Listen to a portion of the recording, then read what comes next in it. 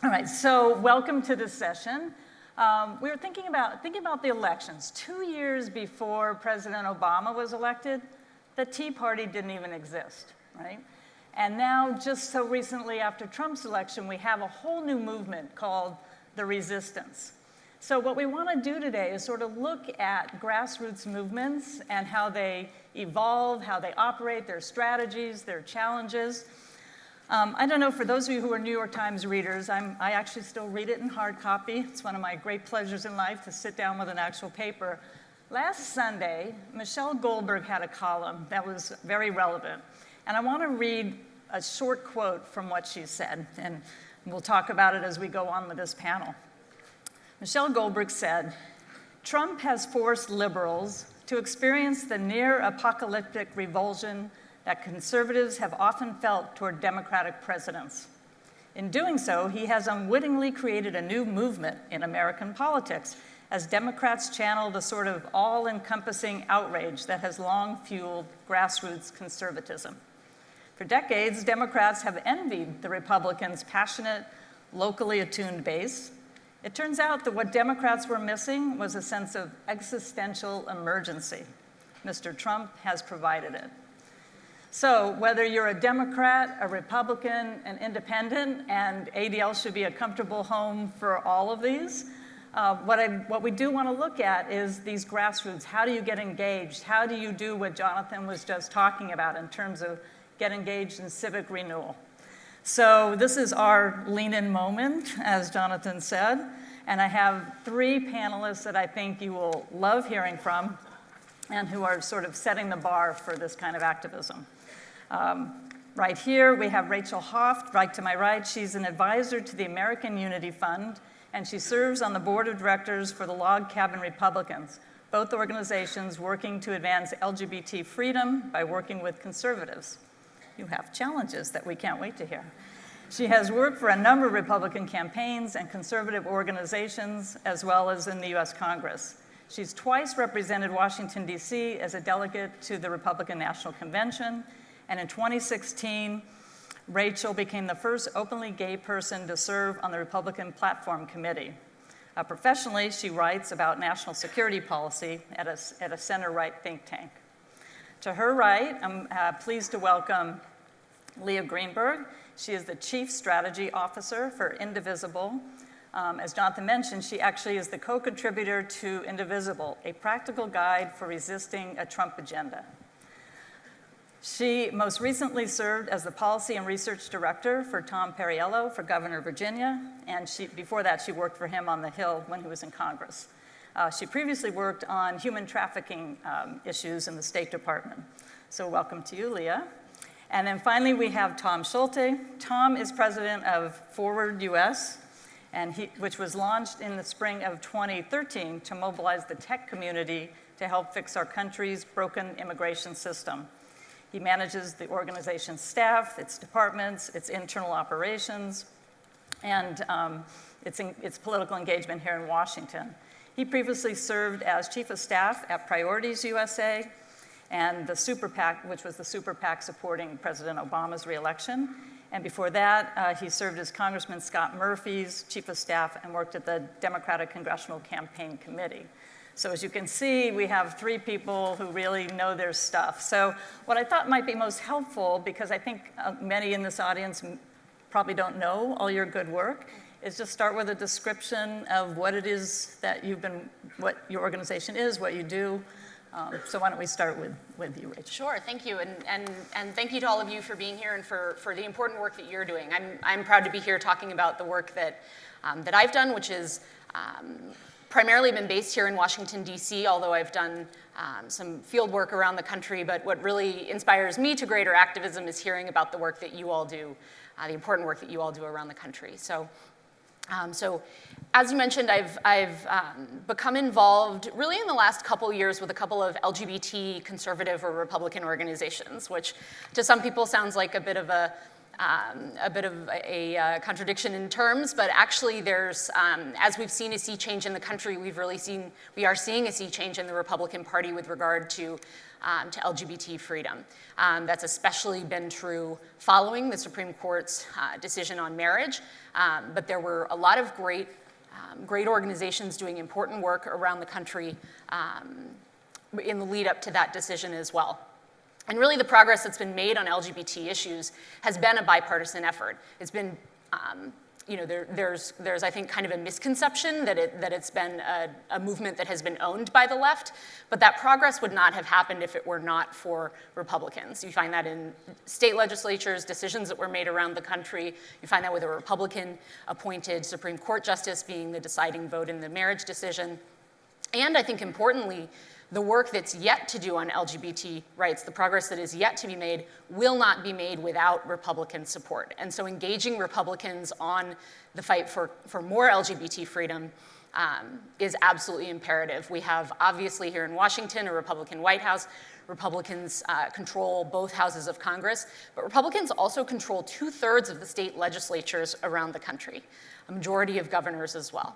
And so if we are going to continue to make progress on LGBT issues, particularly with regard to transgender rights, particularly with regards to non-discrimination in employment and housing, it's going to need to come with Republican support. And the work that I do along with my colleagues at the American Unity Fund and the Log Cabin Republicans is really work at a grassroots level and also with Republican leaders to galvanize that support. Thank you. Leah. Hi, everyone. Thank you so much for the opportunity to be here today. I'd like to go back about 5 months in order to explain what my organization is and where we came from. I was part of a group of about a dozen former congressional staffers and different activists who came together after the election based on our own experiences serving in the early Obama era in Congress and experiencing the rise of the Tea Party to draft a document called Indivisible, a practical guide for resisting the Trump agenda. And it was like a 23-page Google guide. I did the formatting. It was not pretty. It was full of typos. And it basically said two things. One, constituent advocacy is enormously powerful no matter what happened in the most recent election. Donald Trump's agenda for the next 4 years depends not just on him, but on every single member of Congress and the choices they make in reaction to their own constituents. And then two, in order to maximize leverage and in order to protect people from the harms that we thought the administration potentially posed, it was going to be important to treat issues as indivisible, to see our causes as interrelated and to see protection of the environment as intimately connected to protection of migrant rights, protection against hate speech as intimately connected to protection of social and economic issues. That was the basic message. We put it online. We thought that nobody would pay any attention because that's normally what happens when you put your thoughts on politics on the internet. And we were shocked to find over the next few days that people were actually reading it, and then within a few weeks that people were actually using it as a template to organize and to come together in communities around the country. We basically pulled in a bunch of our friends. We built a website. We built a directory. We said, register your local groups if you are putting this guide into practice. We thought we'd get like maybe 100 max. We now have about 6,000 groups that have registered around the country. And that's not just sort of the usual suspect blue areas of the country, but really deep red areas as well. We found that people really reacted to the election in a way where they wanted to come together in community and they wanted to take action together. And we happened to reach a lot of them and give them a playbook for doing so. Over the last several months, we've been evolved from a collaborative of what was at one point about 150 volunteers working wildly unsustainable hours into an organization that now provides a combination of policy analysis to the groups that are working on this in the field, that provides sort of sort of a help desk function for all these, in many cases, first-time activists and organizers who are wrestling with all the questions that come up as you are organizing a local group. And communication support to help them get their message out locally and nationally. So that's our mission and our path going forward. Right. Thank you. Todd? Well, thank you. It's really great to be here. I will say a little bit about my organization, Forward US, and it's really great to be up here because 4 years ago, when we started this organization, started by leaders in the business and technology community, to really build bipartisan consensus on one really big critical issue at the time. We wanted to start with one issue, and that was comprehensive immigration reform. And so we looked to what had been successful in the past. And one of the places we had looked was to the gay rights movement, and being able to do consensus building at a state and a federal level. We tried to learn from that. And I also want to say that you'll probably hear me sound a little crabby later about the state of the Democratic Party and the state of the Republican Party, as well as like groups who say they're out there fighting for people. But Indivisible, I want to thank for putting immigration and immigrants' rights like at the forefront of the work you're doing. So thank you. So when we started Forward US 4 years ago, the idea was how do we build political consensus in the middle? And we're a political organization. We are a bipartisan advocacy campaign. I hate the term nonprofit for us because I don't want it to be seeming like we are driven by like being an organization. I want us to be driven by what we are trying to accomplish. And what we believe is that immigrants and immigration have been an undeniable and unique advantage to the United States over our past couple hundred years. We have, albeit very imperfectly, which I'm happy I won't use the example I usually do as a Jew growing up in the Missouri of what people used to say, but albeit very imperfectly welcomed immigrants into this country. But we have been a culture and a country that welcomes immigrants, and we today, people born in the United States, are better for the people coming here now. But we no longer have a system of immigration laws that really makes sense. And so our job is, how do we explain to the American people that they need to communicate to Congress and their leaders in the administration why we need to fix our immigration laws.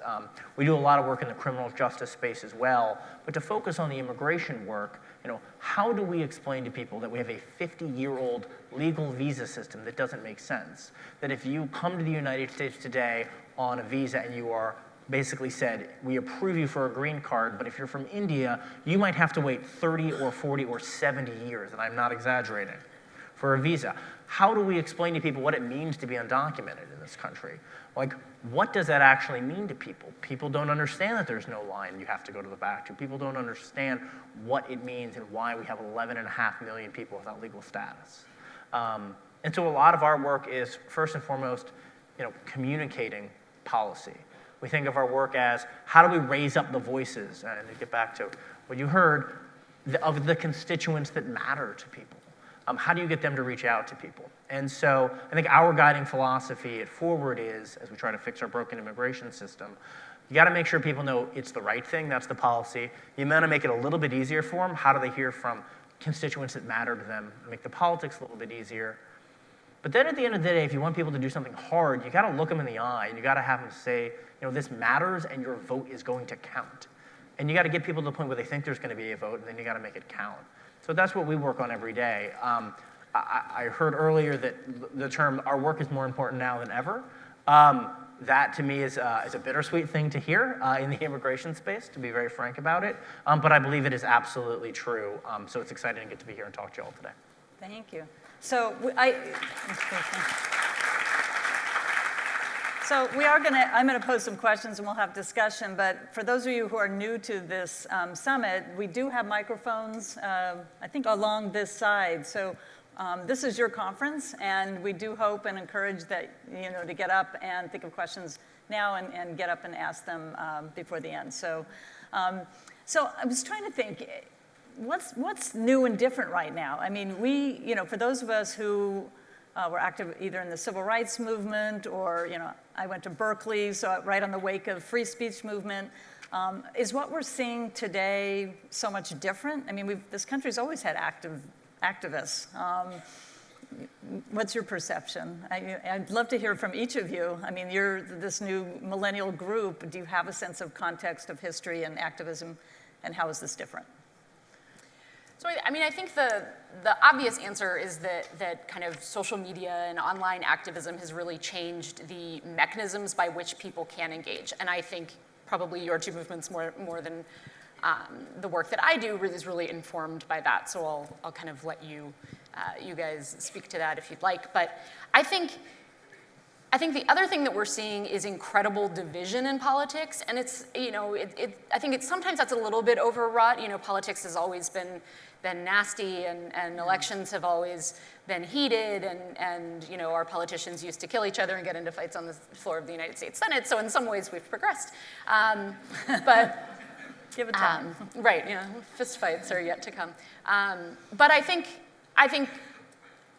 due to a number of decisions over the last several years, some with regard to campaign finance and earmarks, actually our parties have become even further apart, and that middle has dropped out, not in terms of the American people, but in terms of our elected officials. And that creates kind of a representation gap where I think voters in the middle don't see representatives in Congress who are representing their interests. And that's something that's, you know, I don't have a PhD in political science, but I think that's a little bit hard to wrap your brain around in terms of, you know, well, they could just elect centrist representatives or more moderate Democrats and moderate Republicans, but so gerrymandering is the other contributing factor that I didn't mention before. But I think because of a number of things over the last, especially 10 years, the polarization that we've seen is kind of contributing to a feeling among Americans, particularly outside of the Beltway, that we're not getting anything done, that we're talking past each other, not with each other, and that because of that, whoever's in charge, that we're not making progress. And I think that's something that is really inspiring a level of activism across the board of issues that I hope creates some change in that regard. Yeah. Leah, what do you think? Any historical context or? I mean, so I was thinking of the phrase, history doesn't repeat itself, but it does rhyme. You know, there's sort of a lot of echoes, I think, of historical context, and I would actually sort of start from the premise that many of the people are actually the same. One of the cool things that we've seen in our groups is actually the intergenerational nature of them. I've talked to too many for it to be a coincidence, of people who were themselves organizers in the 60s who've come and taken over groups because they have the skills of, you know, the organizing skills that are often in many ways not taught anymore. And so we've seen, you know, collaborations between people. And I think that goes to another point, which is it's easy to overestimate the sort of the role of social media in organizing at this point. I think that it greatly enhances the ability to spread information quickly. But in a lot of cases, most of the goals of the social media organizing is really to get people offline and into a room so that they can be taking action in person and meeting each other and building relationships as fast as possible. That was our own model. We were able to spread our ideas because we had a Google Doc, because of Twitter, because of Facebook groups, but all of the ultimate organizing was really about getting people to form personal connections in their towns. I'll actually echo that and say, like, Mark Zuckerberg's the founder of our organization, and I agree entirely with what's been said here. Just as an aside, the United States has this incredibly mature, in one sense, political environment. If you look at the role of social media in other places around the world, quite frankly, it has a much bigger impact on elections. And I say that with 2016 in context. But to get back to this question of, I think, like, what's up now versus what's different, so I think we have this incredibly terrible combination of unbelievably high partisanship, quite frankly the highest that we've had since the Civil War by most social sciences indexes, combined with incredibly weak parties. This is really, really bad. And it's bad when it's combined with gerrymandering. Quite frankly, it's much worse when it is combined with this incredible pulling apart and sorting that's going on in this country. And you're seeing that geographically, where demographically, most of the growth of this country is with blue demographics. It's Latino, it's Asian American, and it's happening in existing blue pockets. That doesn't really lend itself to the narrative of the 2016 election. Like, what happened here? And you do have to go back to the 1960s to see this sort of kind of explicit pullback. We see things today we haven't been able to say out loud since the 1960s that are incredibly troubling. It should be a huge problem that people read the term America First and globalist in either a non-ironic setting or in a serious setting in the newspaper. I read it this morning, and I was reading an article on Axios, which is this Politico spinoff.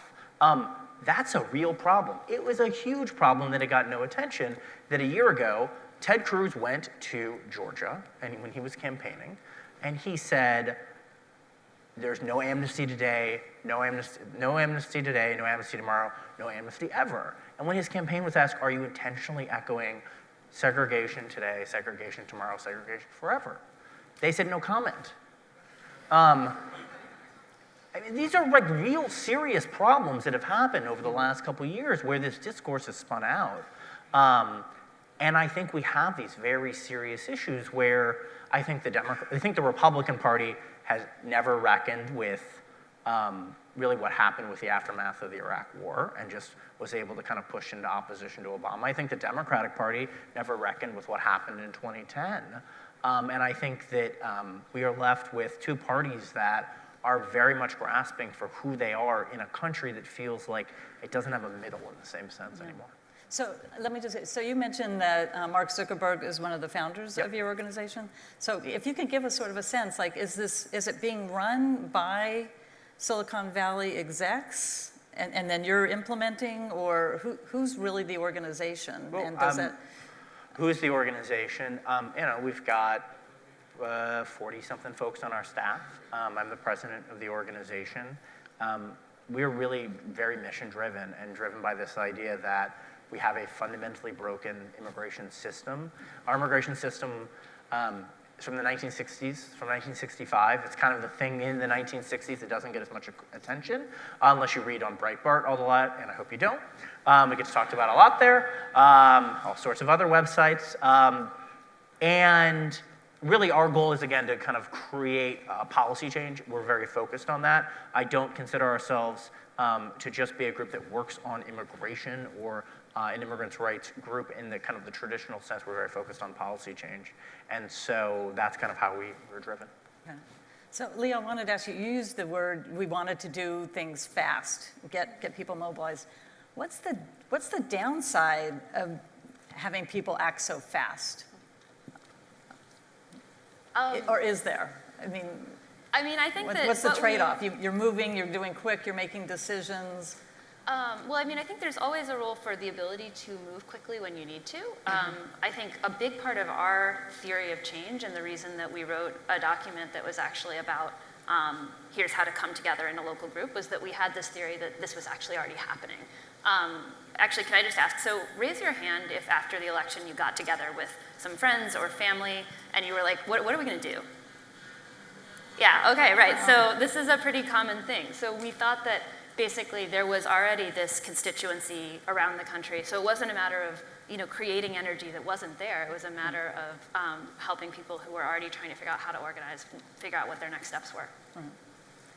Are there any metrics at this point for you to show that what they're doing is effective, or do you keep track once these groups sign up about their activities? So a big part of our theory was, or a big part of our model was just telling people to organize on their home turf and use the platforms that made the most sense for them. So Facebook groups, Google groups, Slack groups, whatever made the most sense.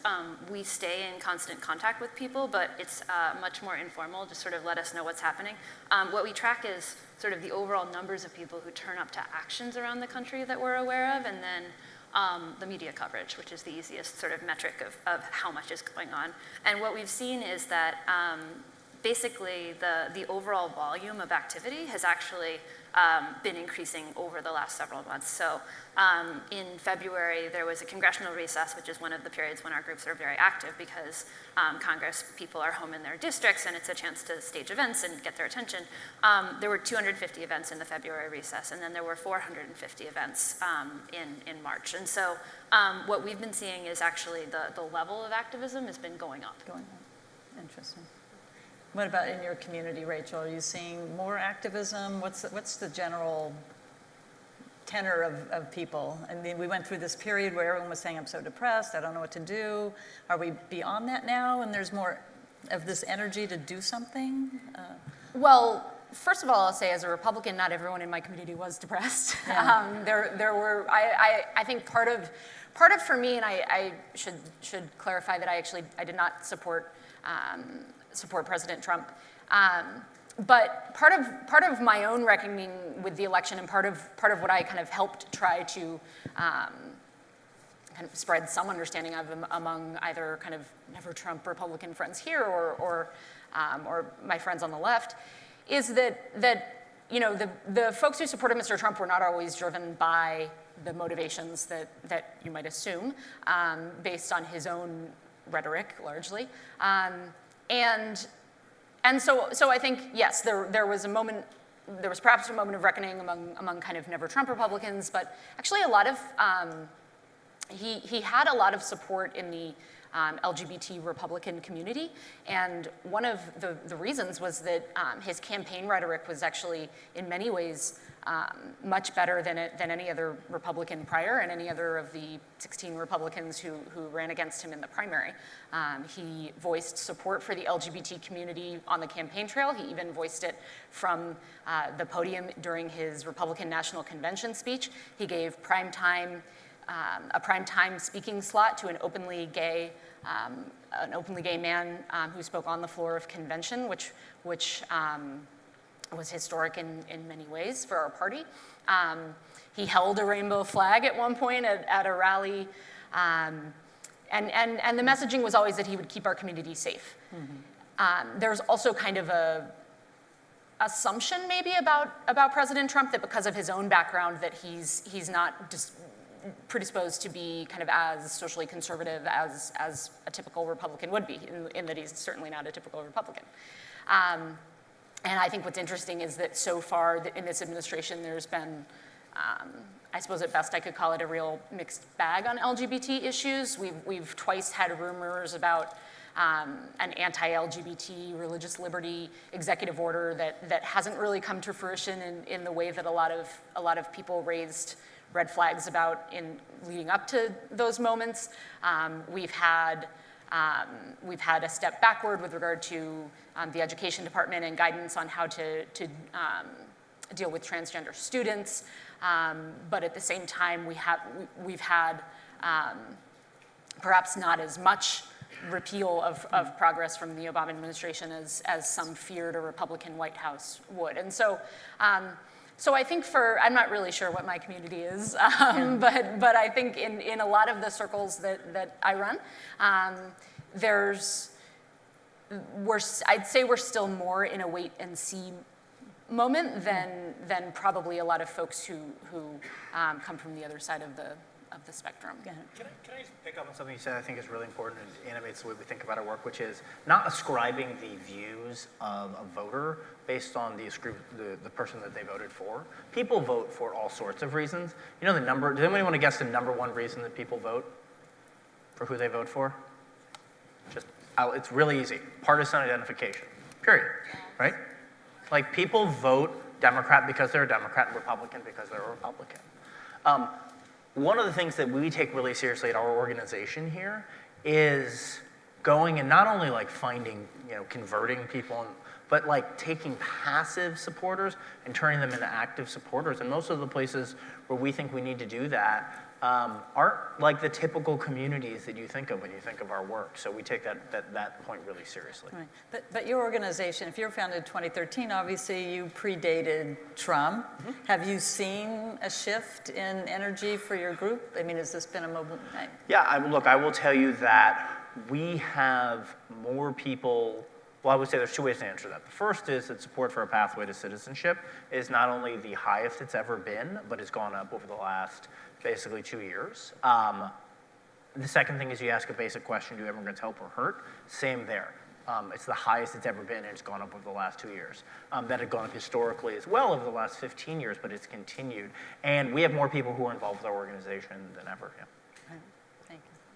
So, Leah, if you could tell us, I mentioned briefly your background doing human trafficking and whatnot. What is it that has motivated you to get involved with these kinds of causes? What is it, whether it's your faith background or cultural, the way your family raised you? I mean, Todd, when you said that, the primary factor is your partisan, you were Democrat or you voted Republican, that comes from somewhere. I think the best indicator is what your parents were. You tend to adopt the party of your parents, right? So I'm just curious, what is it within you that got you so inspired to be an activist? I would say it was a huge degree my heritage and that moved me to social justice. My family came to the U.S. from Romania, the early 1900s, and it was not an immigrant success story. My great-grandfather was murdered in what would be recognized as a hate crime if it had happened today. He was actually buried in one of the cemeteries that was desecrated last year. And what was striking to me about that, I had been thinking about him and my family a lot before the election, because of the wave of anti-immigrant hatred that had been sweeping the country because of the attacks on immigrants. That very week that his cemetery was desecrated, there was an attack that murdered an Indian immigrant and injured another. And so very much seeing the experiences of my own family in the experiences of migrants who are exploited, which is how I came to work on human trafficking, and the experiences that new Americans are facing today. Yeah, thank you. What about you, Rach? So, my parents are neither gay nor Republican. So, I wasn't born this way in either sense.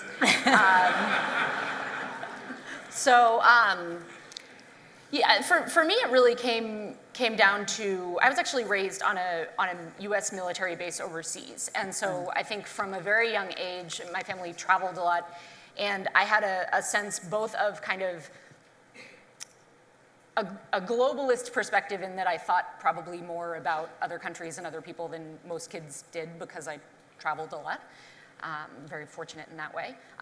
But I also had a real sense of the importance of America's leadership in the world, and an active an active sense of American leadership, whether that came to, obviously I was on a military base, but also diplomatic engagement, economic leadership and trade, leadership particularly in the realm of human rights. And so I actually sort of came of age, I suppose, politically in high school and then in college, and sort of realized that the things that I believed lined up best with what the Republican Party believed. It came down for me to looking at what the party said that they believed and kind of figuring out where I was rather than adopting a sense of political identity and then therefore adopting the principles, which I think is atypical, but certainly for me has always provided a real entree to talk particularly to conservatives about why they should support LGBT rights, because to say to them, you know, my parents are not Republicans and I chose to be a Republican because when I read about it when I was in high school, the party was supposed to stand for equal rights, for limited government, for individual freedom and liberty, and if we're still that party, then we should support freedom and equal rights for LGBT Americans. And so it's kind of provided a real way to talk about that in a way that I hope resonates with people, but certainly has informed the way that I think about those issues. How do you talk about it with your parents? Like you can use the whole couch here if you want.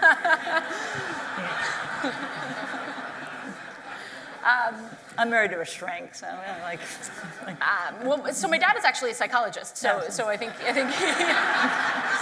he's a child psychologist at that, and he cares a lot about issues, but actually is not a consistent voter, let's say. And my mom is a true swing voter, and so I think they frankly respect my political opinions, and I think they would even probably respect my partisan loyalty because it really comes from a place of first principles, and this is what, for whatever reason, I believe, and then that came to, therefore, I want to, because I sort of realized that I was conservative, I chose to identify with the Republican Party, and yeah, that works. They're supportive. I'm not always successful in earning their vote for the Republican candidates, but sometimes I have been. Yeah. And what about you, Todd? You've been in politics for a long time now. Yeah, well, I met my wife in politics, so that's a big plus. It kept me in it for a bit. Look, I'll be really frank. I think and I still believe this to be true from a numerical perspective, there's no one thing the federal government can do to help improve the lives of tens of millions of Americans as much as pass comprehensive immigration reform. There are lots of policies that require 16 different turns of the key here. This isn't one. It requires political courage, and it requires political force and will and all those things. And I think that I get to go up and go to work every day on a cause I believe in. We have a great team, Republicans and Democrats and engineers and people whose family came over in the Mayflower and DACA recipients and kind of this incredibly goofy, awesome mix of people. And we're really lucky that we get to work on something where I think we can make a difference. So that's what makes me excited to get to work every day. So in the culture of Silicon Valley, and you think about engineers and some coming from a lot of different countries, obviously, and they're caring about this issue. How are you communicating to them the activism, and is that a whole new concept for them? Are they the ones also getting involved? You don't usually think of engineers as activists. Well, I think, with most people, if you don't do something every day and you don't see it in mass media or in front of you on social media every day, people generally are pretty, if they're excited by something, they're pretty open to knowing how they can make an impact. Right. I spend a lot of my day when I'm talking to people for the first time answering the question, you've been on the Hill, what actually makes a difference? And I'll get back to what you said here, which is, it makes a really big difference when you hear things from constituents over and over again. Now, every single politician from time immemorial until the last one on the planet will tell you that pressuring me publicly really is not the right way to go. They will all tell you that, and that is totally false. It may not make a difference, but the idea that a blanket prohibition on that, they will all tell you that. There's a famously misattributed quote that's been given to 9 politicians that say, I got elected promising me, and now go force me to do it. I have no idea if a politician ever said that. There's 4 presidents who've evidently said that to people. But a lot of what makes a difference is what you would expect. It's politicians, generally speaking, want to do good at their work. The idea that elected officials don't care about their constituents isn't true. They do care about getting reelected. So again, we kind of go back to this idea of how do you educate people to write on the policy? How do you put people in a position where they can see something that's good politics for them? A lot of that is you put them next to constituents who matter, right? When I worked on healthcare reform 7 years ago, and my boss voted for healthcare, we put him next to a business owner, and we put him next to a nurse and a doctor, and someone who'd had a pre-existing condition, right? And you put people next to the constituents that matter. But I will go back to this idea here, which is, look, pressure works, and looking people in the eye and making them tell you that something is important that makes a difference. I will never be able to have as good of a conversation as people on our staff can have with a member of Congress who can go in there and tell you, this is exactly what this means to me and this means to my family. And I take that seriously, as my job is to be an organizer of these things and not necessarily to be, Todd Schulte, the guy who can seal a deal with a congressman. That is not my job. Yeah. So that's so interesting. I mean, this is exactly what this group is going to be doing Tuesday, right? They're walking into their congressional offices and they're doing good old-fashioned advocacy. So in some respects, I feel like even though the theme of this is how things have changed, when you're saying the face-to-face communication is what this organization's always been about and what works. Can I give right? you one more tip, which is this? This is your water, sorry. Okay, so take one of these in, I swear to God. Take one of these in, okay? Put it down in front of you. And when you say, Congressman Smith, that's why today, right now, I need you to commit to co-sponsoring HR 17.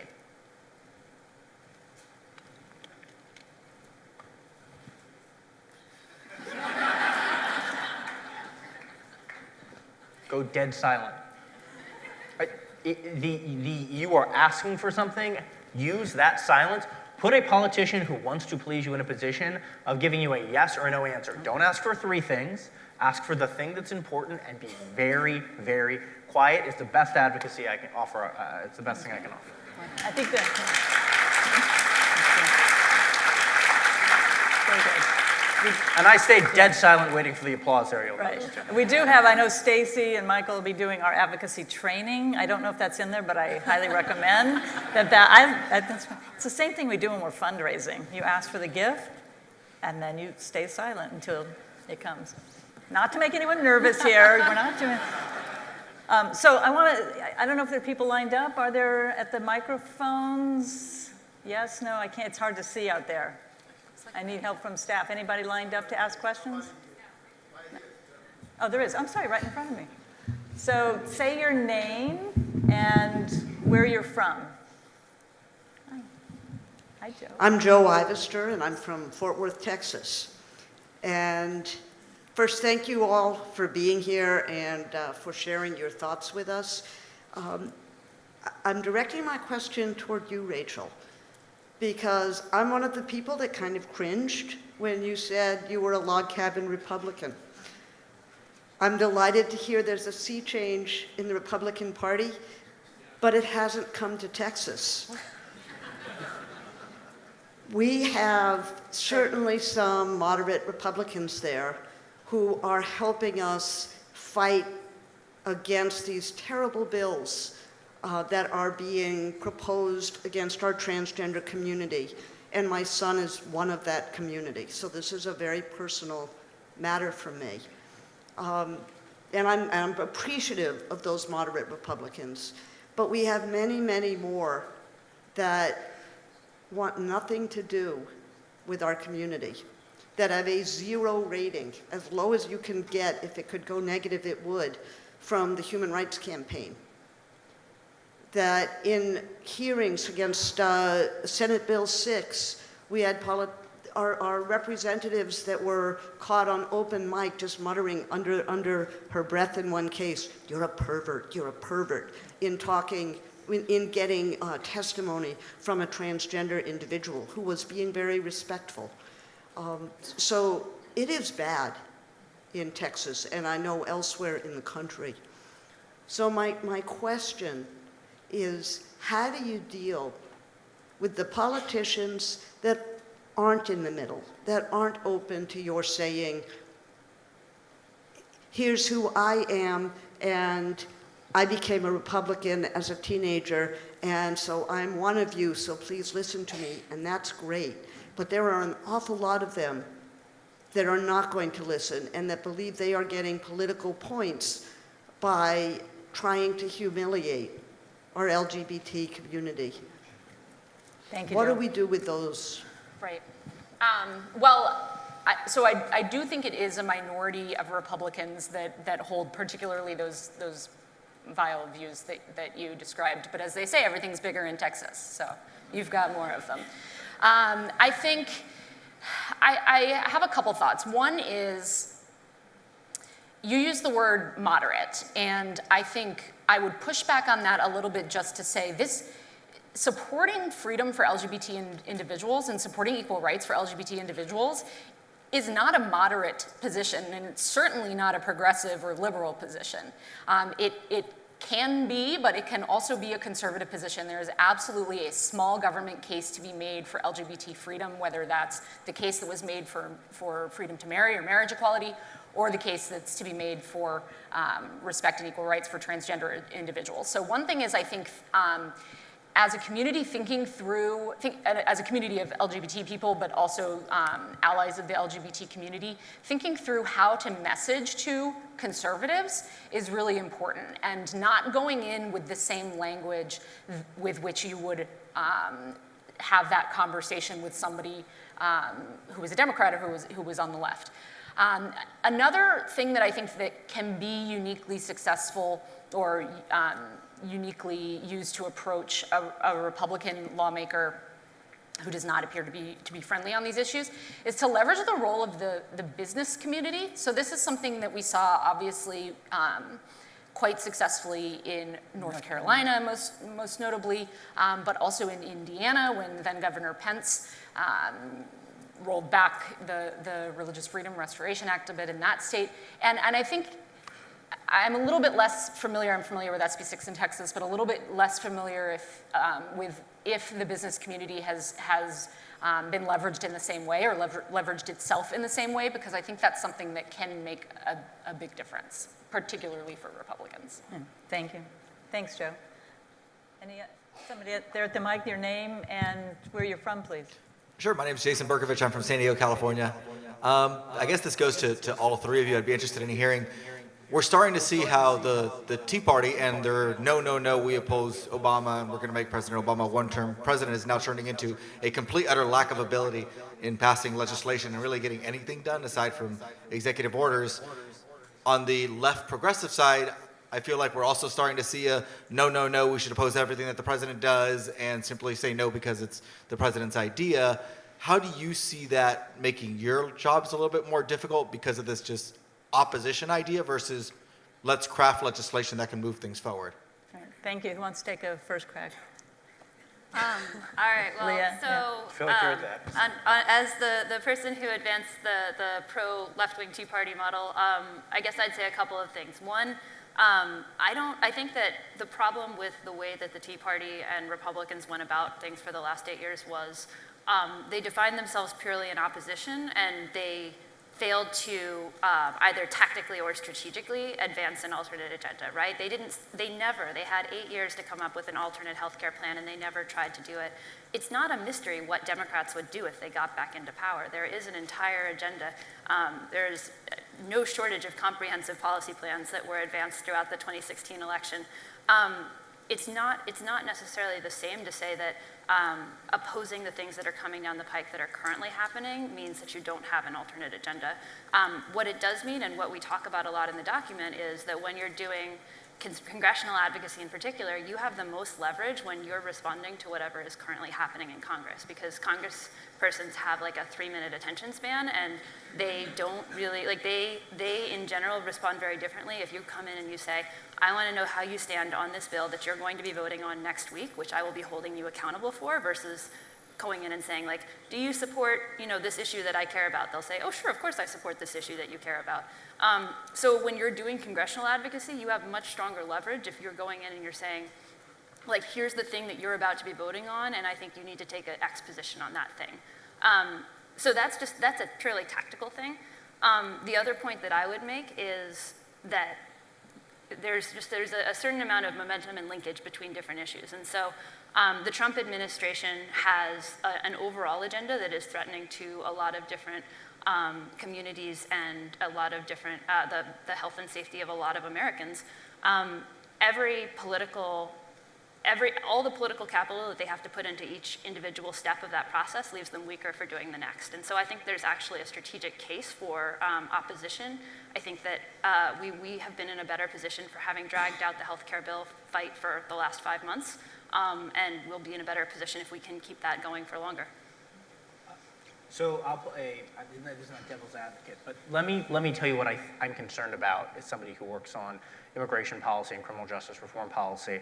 I'm very, very concerned, and this is not in contradiction to what was just said, but I'm very concerned that the Democratic Party seems to have centered on a message of broken promises. Now, the reason for that is very simple. There was the idea that you will win back white working class voters in the upper Midwest when all of the jobs don't come back, and that they will hold him accountable for broken promises. There was an idea that if healthcare doesn't pass, that they will be held responsible. There are tactical reasons for this, I understand it.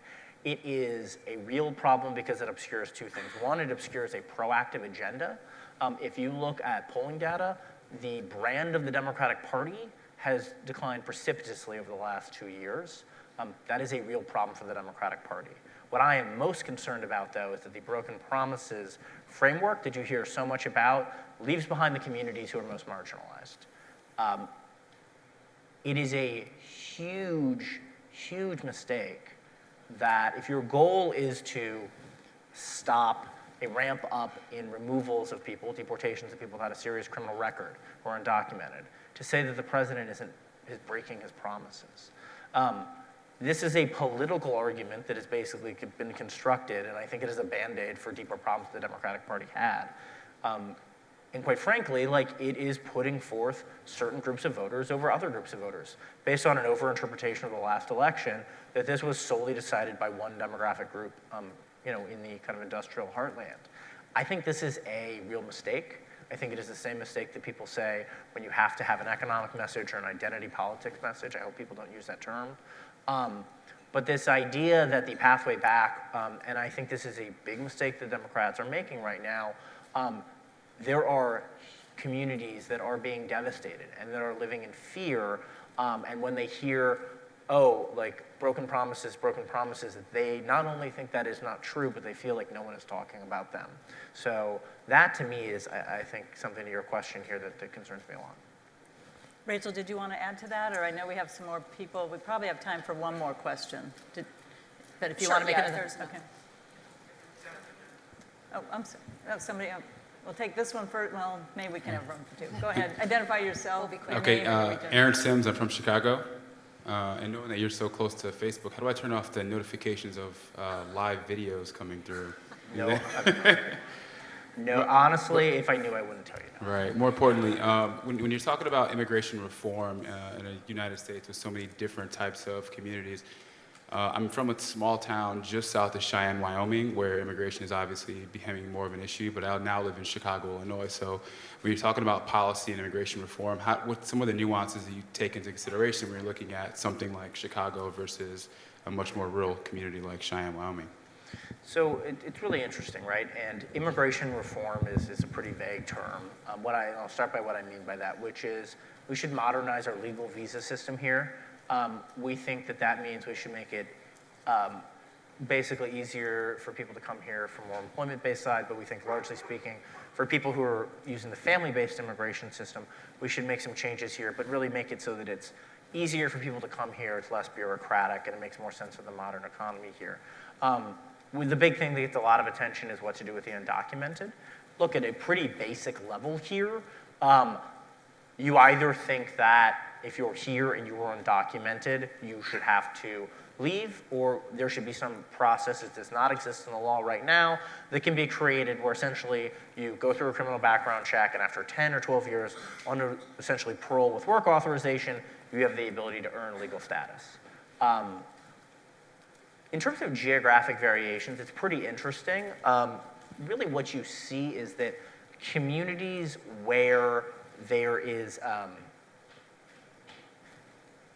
there's high immigrant populations, the non-immigrant population next to those tend to be more supportive. Areas that have recently had kind of their low population centers, so like where you mentioned you're from, or in places like in the Midwest where you've had kind of smaller cities that have had a lot of immigrants moving in, tend to be really supportive. The areas actually where you've seen kind of these flashpoints tend to be areas that have less been kind of impacted by immigration, but have more either had one kind of old simmering racial issues that have gone back 50, 100 years, or two, tend to have been hit by deindustrialization. And immigration becomes a proxy point for all these other things. It becomes immigration and demographic change, and immigration policy changes have to do with what people look like and sound like on TV, has to do with trade deals, has to do with the decline of the mythical 1946 to 1945 cradle to grave employment for white guys who didn't have a college education, and these things get mixed up together. That's like the biggest geographic thing I can say that we see here. And in terms of how it hits different geographic areas, look, there are cities and places that are set up to deal with like larger and smaller changes demographically. It's really important to have those places. Like the idea, this is not just a question of more or less, but how do we design a better system here? For anyone who has dealt with someone who does not have great English language skills, but who is an incredibly competent, smart person, often people come, they come forth and they say like this, let me take a step back, it becomes clear that English language is an incredibly important thing to people being economically successful, fulfilling their own opportunity, and that's just one example of the sorts of work that we need to do to make sure that people, once they're in the country, are able to contribute most fully. And there are just some cities that are not set up to do that as well, so we need to do a better job with that. Yeah. And we're going to be doing a deeper dive into the immigration issues tomorrow evening session, so thank you, that's very helpful. So I think we have one more from the participants, yes? Well, just as a follow-up, I was wondering, because especially for Leah, Yeah. You mentioned that we had a lot of policy ideas and they were available, but that didn't win the election. So I'm trying to figure out what the next step is now, since those policies didn't seem to get the job done. Sure. I mean, and nothing that I'm saying should be taken to suggest that the Democratic Party doesn't have like a lot of work to do in thinking about where ideas worked and where they didn't, who they communicated with, who they didn't. I don't think it's not nothing that they won by more than 3 million votes, so conversations probably shouldn't leave that aside entirely. I think the point that I would make, though, is that in a situation where you're facing an administration that's shown no inclination to compromise, that has a whole raft of extremely dangerous ideas that they'd like to ram through Congress, it is a completely legitimate thing to just say no to those ideas. We haven't seen, and you know, if at some point in the future there is an indication that you could have real potential for bipartisan compromise, that's great, but we haven't seen that on the horizon at all. So we're going to have to wrap up. I thought the last question, probably most appropriately, is one sentence on what is your advice to these activists today? One sentence. I'm just going to echo Todd. Doing congressional advocacy, one clear ask, clearly stated, that is verifiable. That was mine, so Sorry. I'll take my advice and go. That's fine. And how about you, Leah? I would just say, Rachel, sorry. have a genuine conversation with somebody who disagrees with you, and then do advocacy. Yeah. Excellent. Join me in thanking all our panelists today. You guys are great. Thank you. That was terrific. Great job.